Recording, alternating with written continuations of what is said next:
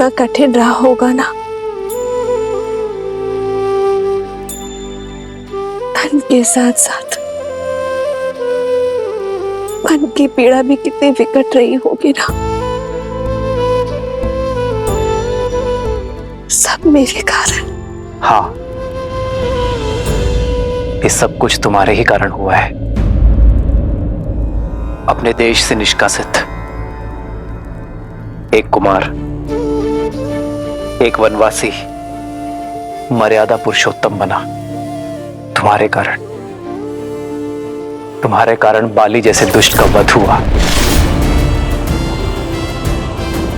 तुम्हारे कारण सागर पर सेतु बनाने का असंभव लक्ष्य सिद्ध हुआ। संसार में मर्यादा की स्थापना हुई, पाप का अंत हुआ।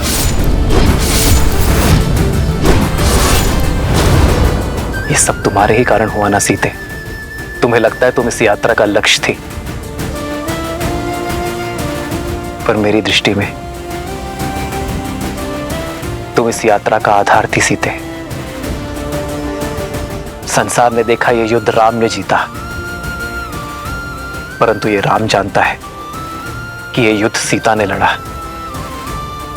ये राम से अधिक सीता की जीत है सीते। इसलिए संसार और राम की ओर से तुम्हारा कोटि कोटि आभार। इस बंदिनी की प्रशंसा करके आप उस दुख, उस कठिन पथ की यात्रा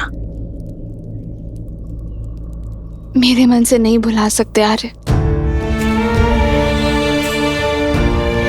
बस एक इच्छा है, लंका तक आपके पहुंचने की यात्रा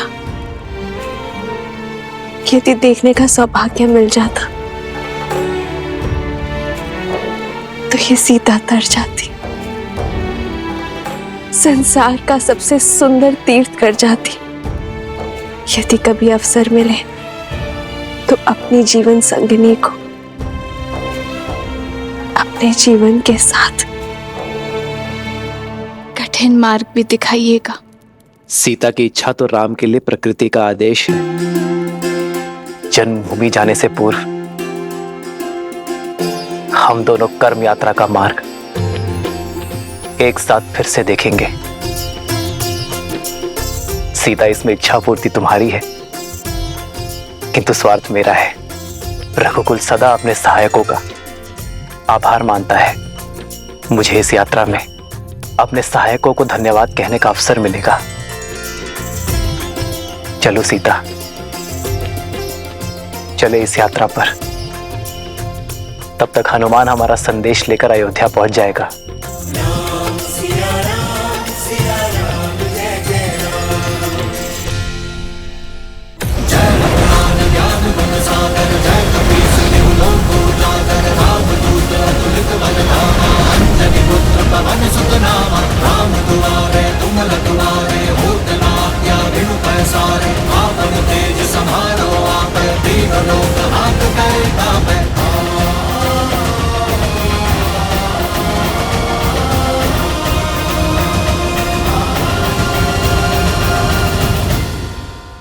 जय श्री राम।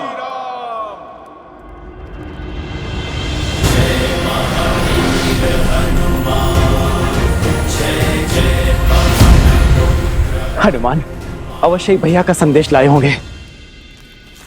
भैया भरत को हनुमान का प्रणाम। हनुमान,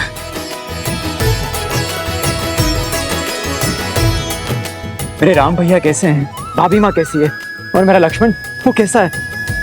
ठीक है ना? उसका घाव भरा ना? उनका घाव भी भरा और पाप से आहत धरा का भी। भरत भैया और अब शीघ्र ही अयोध्या के घाव भरने वाले हैं।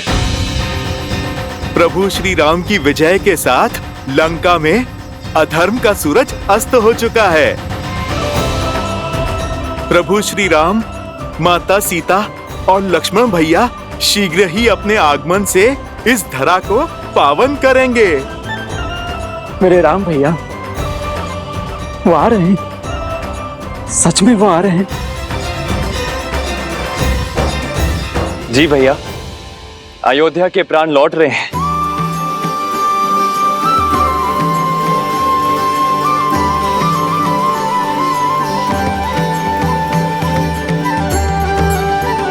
हनुमान, इस प्राणहीन निर्जीव शरीर में आपने पुनः प्राण फूके हैं। समझ नहीं आता आपका धन्यवाद कैसे करूं मैं। प्राण तो आ गए, किंतु राम कैसे आएंगे? 14 वर्ष पूर्ण होने में अब कुछ ही प्रहर शेष हैं। इतनी शीघ्र उनका अयोध्या आगमन असंभव है। यदि राम समय पर अयोध्या न पधारे तो ये सुख की नगरी दुख के सागर में डूब जाएगी। आज की ये अमावस्या की रात्रि सदा सदा के लिए रघुकुल के सूर्य को निकल जाएगी। ऐसा क्या हुआ है महर्षि? देखना चाहोगे हनुमान? भरत भैया, आप मुझे आज्ञा दीजिए, मैं राज्य और प्रजा की स्थिति भांप के आता हूं। जय श्री राम।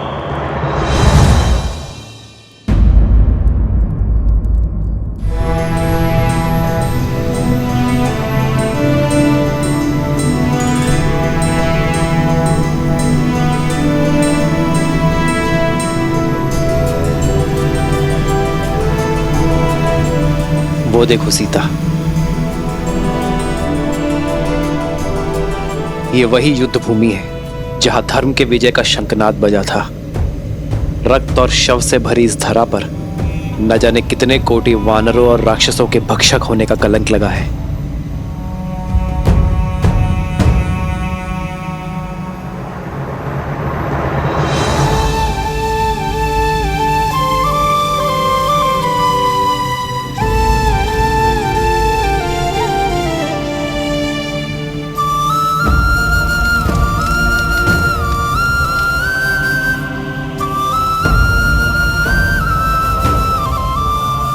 शांति से पूर्व भवंडर आता ही है आर्य।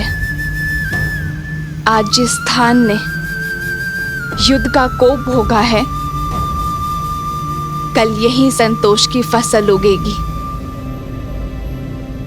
सीता, यहां असुरों के महाराज दशानन रावण का अंत हुआ था, जिन्हें साक्षात ब्रह्मदेव से अजय वर प्राप्त था, पर धर्म के प्रहार और अपने कर्मों के फल से वरदान भी उन्हें बचा नहीं सका।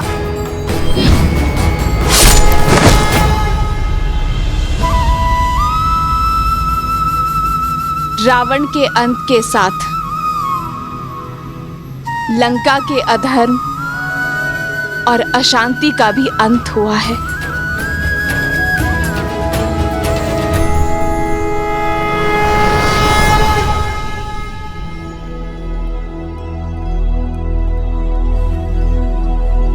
बाबा, ये खाना खा लो। बाबा उपवास में बैठे हैं। हाँ पुत्री, अब तो अपने श्री राम के दर्शन के पश्चात ही उपवास टूटेगा।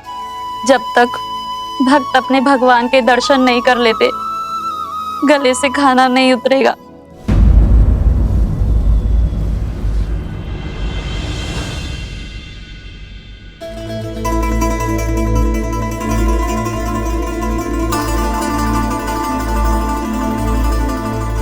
इतनी व्याकुल क्यों है दीदी?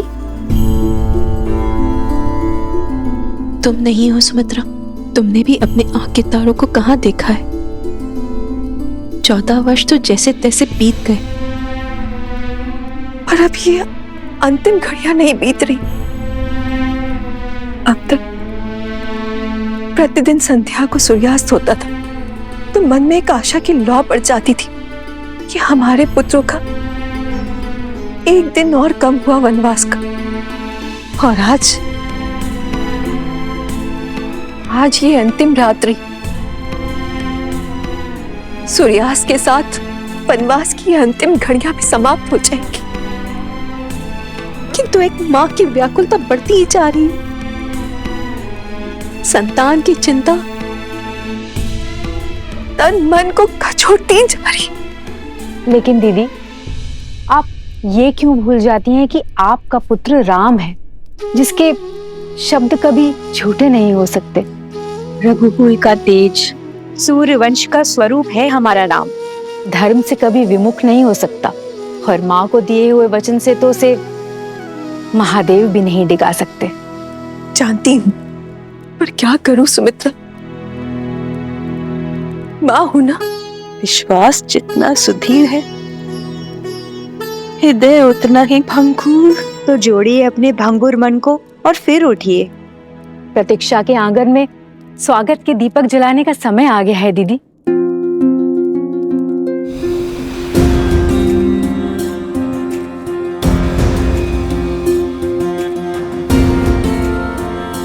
फल ले लो, मीठे स्वादिष्ट फल। प्रेम की हर पराकाष्ठा पार की है अयोध्या वासियों ने, किंतु विरह की आंधी आशा के दीप को नहीं जला सकती।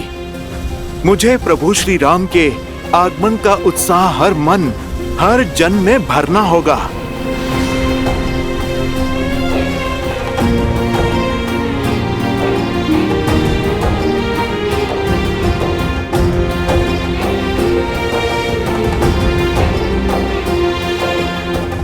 जब प्रजा इतनी उदास है तो प्रभु का परिवार कितना व्याकुल होगा।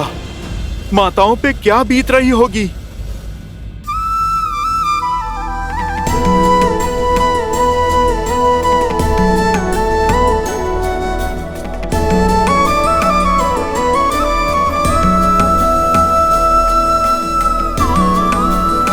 अरे शीघ्र करो, मेरे राम के लिए राजभोग बनाना है। और सुनो, मेरे लक्ष्मण के लिए केले का शाक और पूरी बनी कि नहीं? मेरी सीता के लिए उसके मुख सा सुंदर चंद्रकला भी तो बनाना है। अगर आते ही भोजन मांगेंगे तो क्या कहूंगी मैं? शीघ्र करो। और हाँ, खीर में केसर डालना मत भूलना।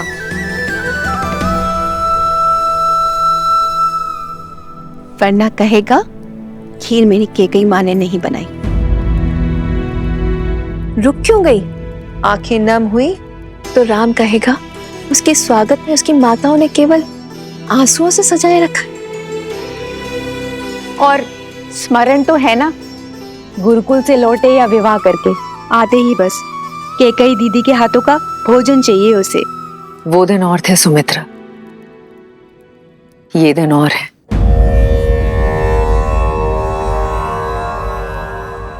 मेरे कारण मेरे राम लक्ष्मण सीता को कितनी पीड़ा सहनी पड़ी होगी ना। मेरे कारण मेरे राम और सीता ने कितना वियोग सहा होगा। प्रभु से इतनी ही प्रार्थना है कि आज मेरे राम को मेरे हाथों का भोजन भा जाए, बस। किंतु उनको भोजन परोसने से पूर्व हमें पितरों और पूर्वजों को भोग लगाना होगा। पितरों की पूजा उन्हें प्रसन्न करने के लिए अमावस्या शुभ दिन तो कोई हो ही नहीं सकता, और आज के दिन उनकी पुण्य आत्माएं धरती पर आती हैं और आज की गई पूजा से हमें उनके आशीष का वरदान देती हैं। निश्चिंत रहिए दीदी, रघुकुल का हर तारा आज पृथ्वी पर आएगा मेरे राम को, अयोध्या के नए राजा को आशीष देने, आशीर्वाद देने।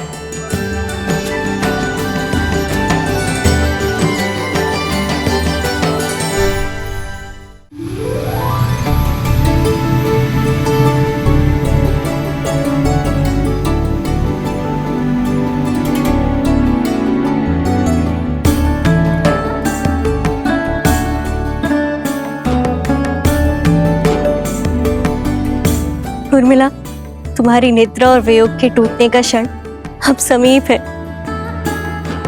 14 वर्ष तक मैं आपकी नींद लेती रहूंगी, ताकि आप 14 वर्ष तक बिना सोए अपना धर्म निभा सके।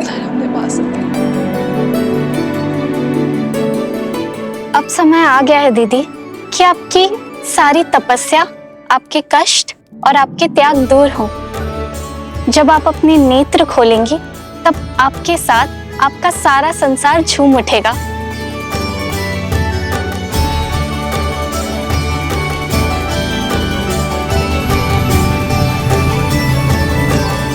वो देखो सीता, महासागर के हृदय को चीरती हुई लंका तक आने वाला सेतु।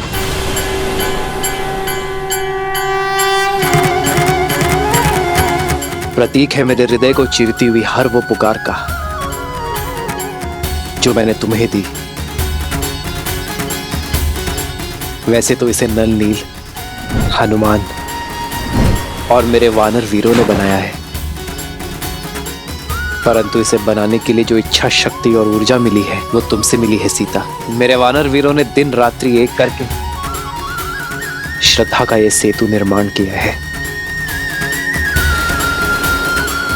यहां लगा प्रत्येक पाषाण, प्रत्येक श्वेत की बूंद अपने अंदर आशा की किरण और विजय की आस लिए हुए थी। ये सेतु परिश्रम, परीक्षा और हमारी एकता का प्रतीक है।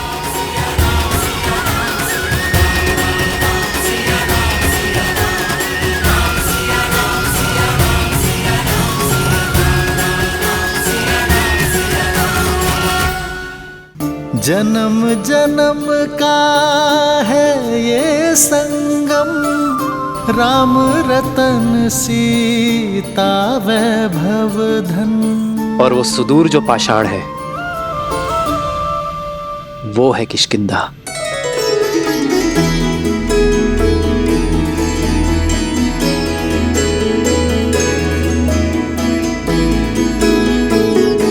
यहीं पर मेरे मित्र वानरराज सुग्रीव और बाली के बीच युद्ध हुआ था सीते।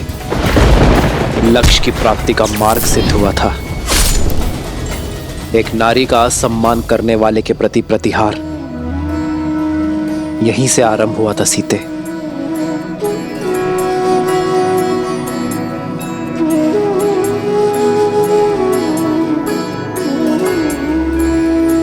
ये देखो वो पर्वत सीता, ये है ऋष्यमुख पर्वत।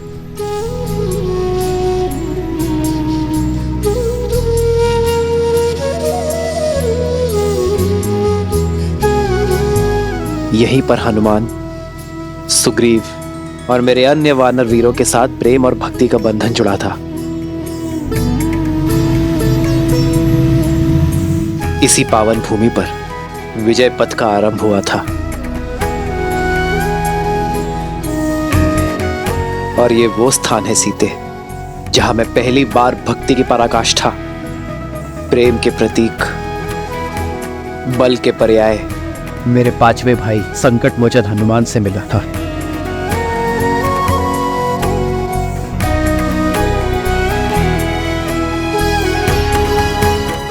ये सभी स्थान हमारी परीक्षा और हमारी प्रतीक्षा के प्रतिबिंब है सीते। हमारा हर आगे और पीछे बढ़ता पग, हर निराशा, हर संग्राम के चिन्ह है यहाँ। और आज मैं इन सभी से विदा लेकर अपने आधार, अपनी पत्नी, अपनी सीता के साथ मातृभूमि अयोध्या लौट रहा हूं।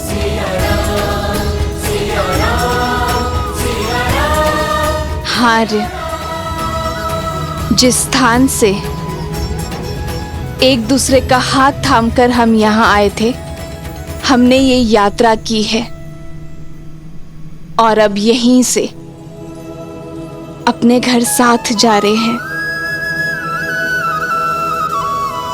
हो तुरंत विमान तहाँ चली आवा, दंडक बन जहाँ परम सुहावा। कुंभ जाति मुनि नायक नाना, गए रामो सबके स्थाना। सकल ऋषिन सन पाई सीसा, चित्रकूट आए जगदीसा।